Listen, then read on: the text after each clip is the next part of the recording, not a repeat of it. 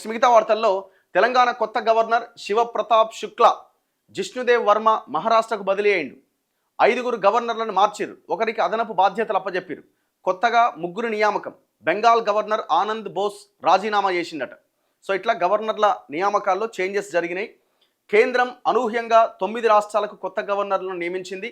పశ్చిమ Bengal governor CV ఆనంద బోస్ ఆకస్మికంగా రాజీనామా చేసిన దరిమిలా ఈ మార్పులు చేపట్టింది. ఇందులో భాగంగా తెలంగాణ గవర్నర్ జిష్ణుదేవ్ వర్మను మహారాష్ట్రకు బదిలీ చేసి ఆ స్థానంలో అంటే తెలంగాణకు హిమాచల్ ప్రదేశ్ గవర్నర్గా ఉన్న శివప్రతాప్ శుక్లాను నియమించింది. 2024 జూలై 31న తెలంగాణ గవర్నర్గా నియమితులైన జిష్ణుదేవ్ వర్మ ఇప్పుడు మహారాష్ట్రకు మారారు. ఇప్పుడు నియమించిన 9 రాష్ట్రాలు కేంద్రపాలిత ప్రాంతాల గవర్నర్లు లెఫ్టినెంట్ గవర్నర్లలో 5 ఒక రాష్ట్రం నుంచి మరో రాష్ట్రానికి బదిలీ చేసింది. ఒకరికి అదనపు బాధ్యతలు అప్పచెప్పింది. 3 కొత్తగా నియమించింది. మైనార్టీ వర్గానికి చెందిన బీహార్ గవర్నర్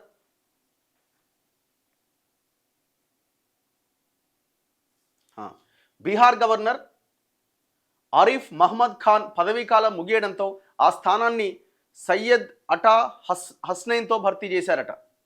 ఎవరి శుక్లా, ఎందుకంటే మన గవర్నర్ కాబట్టి 1952 ఏప్రిల్ 1వ తేదీన ఉత్తరప్రదేశ్లోని గోరఖ్పూర్ జిల్లా రుద్రాపూర్ గ్రామంలో జన్మించిన శుక్లా ఇదివరకు మోదీ ప్రభుత్వంలో ఆర్థిక శాఖ సహాయ మంత్రిగా పనిచేసిండట. ఈయన రుద్రాపూర్లో పాఠశాల విద్య, గోరఖ్పూర్లో కాలేజీ విద్య పూర్తి చేశారు. న్యాయశాస్త్రంలో పట్టా పొందారు. బీజేపీ విద్యార్థి విభాగం ఏబీవీపీ సంస్థాగత కార్యదర్శిగా పనిచేశారు. 1983లో బీజేపీలో చేరిండు. 1989లో తొలిసారి గోరఖ్పూర్ నగర అసెంబ్లీ నియోజకవర్గం నుంచి జనతా పార్టీ తరపున ఎమ్మెల్యేగా ఎన్నికయ్యారు. 1991లో రెండోసారి ఎమ్మెల్యేగా ఎన్నికై ఉత్తరప్రదేశ్లో తొలిసారి కళ్యాణ్ సింగ్ నేతృత్వంలో ఏర్పడ్డ బీజేపీ ప్రభుత్వంలో విద్యాశాఖ సహాయ మంత్రిగా స్వతంత్ర హోదాలో పనిచేశారు. ఆ తర్వాత 1993, 1996లో ఎమ్మెల్యేగా ఎన్నికైండు.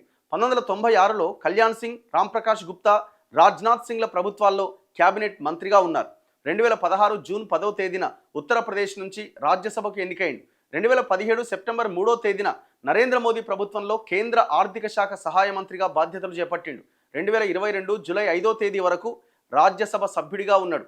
2023 ఫిబ్రవరి 18వ తేదీన హిమాచల్ ప్రదేశ్ గవర్నర్గా నియమితులయ్యారు. ఇప్పుడు తెలంగాణకు బదిలీ అయ్యిండు. కట్టర్ బీజేపీ అనమాట. ఆయన ముందు నుంచి బీజేపీలోనే ఉన్నాడు. మరి బీజేపీ పాలిటిక్స్ ఏంది, గవర్నర్ ఏంటంటే వ్యవస్థ అట్లనే ఉన్నది. అందుకే ఈ గవర్నర్ల వ్యవస్థ మీద పెద్ద ఎత్తున అభిప్రాయాలు ఉన్నాయి. అసలు అవసరమా అనే కాడికి వచ్చింది. ఎందుకంటే అంతకుముందు యూపీఏ 1, యూపీఏ 2 గవర్నమెంట్లో వాళ్ళు అధికారంలో ఉన్నప్పుడు వాళ్ళకి నచ్చిన వాళ్ళని గవర్నర్గా నియమించుకుంటారు. వాళ్ళ పార్టీ వాళ్ళని గవర్నర్గా. ఇప్పుడు బీజేపీ వచ్చిన తర్వాత, ఎన్డీఏ గవర్నమెంట్ వచ్చిన తర్వాత వాళ్ళందరి పదవీ కాలం అయిపోగానే వీళ్ళకి సంబంధించిన వాళ్ళు వస్తారు. ఇప్పుడు కట్టర్ బీజేపీ వాళ్ళు వస్తారు. రేపు ఇంకొక ఆయన వస్తే ఆయనకు ఇక ఆ గవర్నర్ వ్యవస్థ కేంద్ర ప్రభుత్వానికి వ్యతిరేకంగానో లేకపోతే అంటే రాష్ట్ర ప్రభుత్వం తీసుకునే నిర్ణయాలకు ఇప్పుడు బీజేపీ గవర్నమెంట్ ఉంటుంది ఒక దగ్గర. ఆ గవర్నమెంట్ అక్కడ గవర్నర్ బీజేపీ అని ఉంటాడు అనుకుందాం. ఆయనకు ఆ గవర్నమెంట్కి వ్యతిరేకంగా నిర్ణయాలు తీసుకునే అవకాశం ఉంది. వ్యతిరేకంగా మీన్స్ ఏదైనా ఒక బిల్లు వచ్చినప్పుడు దాన్ని అడ్డుకునే అవకాశం ఉంటుందా? మనం చూస్తూనే ఉంటుంది. కేంద్రానికి అంటే అక్కడ బీజేపీ ఉంటే, ఒకవేళ అక్కడ కాంగ్రెస్ ఉంటే, దానికి అపోజిషన్లో ఉన్న పార్టీలు ఇక్కడ అధికారంలో, రాష్ట్రాల్లో అధికారంలో ఉంటే ఏ రకంగా గవర్నర్లు వ్యవహరిస్తున్నారు మనం చూడలేదా? ఆయన ఎక్కడ తమిళనాడులో ఏకంగా గవర్నర్లు సంవత్సరాల తరబడి బిల్లులు పెండింగ్లో పెడితే సుప్రీంకోర్టు దాకా పోయి ఆ బిల్లులు సుప్రీంకోర్టు ఆమోదించింది చివరగా.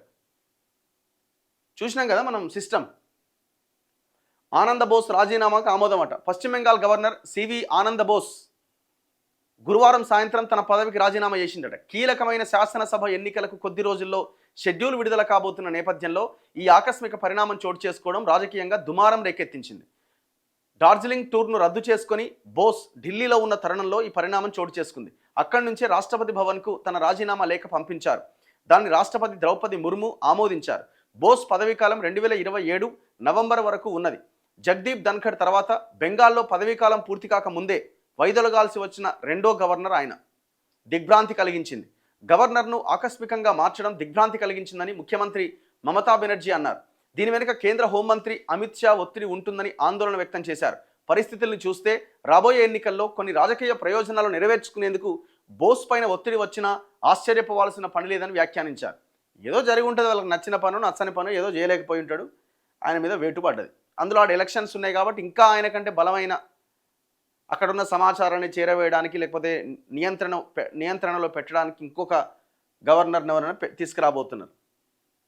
ఇక ఎవరెవరిని, శివప్రతాప్ శుక్లా తెలంగాణకు వచ్చిండు, ఆయన మొన్నటిదాకా హిమాచల్ ప్రదేశ్ గవర్నర్గా ఉన్నాడు. జిష్ణుదేవ్ వర్మ మన తెలంగాణ నుంచి మహారాష్ట్రకు పోయిండు. RN Ravi Tamil Nadu governor.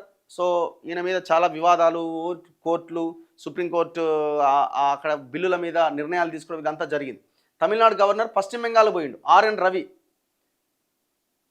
So ఆయనను పశ్చిమ బెంగాల్ పంపించినారు. కవీందర్ గుప్తా లద్దాఖ్ నుంచి హిమాచల్ ప్రదేశ్, వినయ్ కుమార్ సక్సేనా ఢిల్లీ నుంచి లద్దాఖ్, రాజేంద్ర విశ్వనాథ్ అర్లేకర్ కేరళ నుంచి తమిళనాడు అదనపు బాధ్యతలు అప్పచెప్పారట.